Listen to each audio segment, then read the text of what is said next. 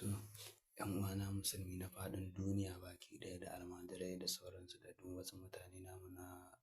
ƙasashe daban-daban, jihohi daban-daban, mutane daban-daban kamar su Nijar, Libya, kamar Chad, Taiwan, Qatar, South Africa, irin su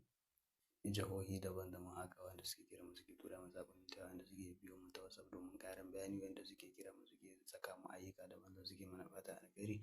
To muna fatan alheri kowa ga kowa daga musulmin faɗin duniya ma baki ɗaya da mutanen mu na daga gurare daban-daban to insha Allah rabbi. Kamar yadda muka saba shigo muku da manya-manyan asiri yau muna ɗauke da asirin da sarkin kuɗi amma shi Saifa yake fitarwa insha Allah rabbi kuɗin Nijar kenan Saifa.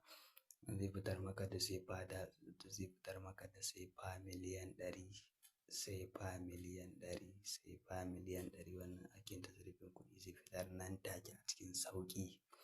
Insha Allah rabbi to assalamu alaikum warahmatullahi wabarakatuh muna kuma fatan alheri kuma da ake mana fatan alheri kuma ake bi mu ta WhatsApp ake mana domin ƙarin bayani. Mutanen da suke kiran mu suke saka mu ayyuka daban-daban to muna farin ciki muna godiya sosai insha Allah rabbi kamar yadda muka saba shigo muku da manya-manyan asiri a cikin wannan gida na Manufatu da Malam TV kuɗin da suka tsaya sannan kuɗin alamar saboda su mun saki sabon asirin mu za ku samu kai sai da izinin Allah.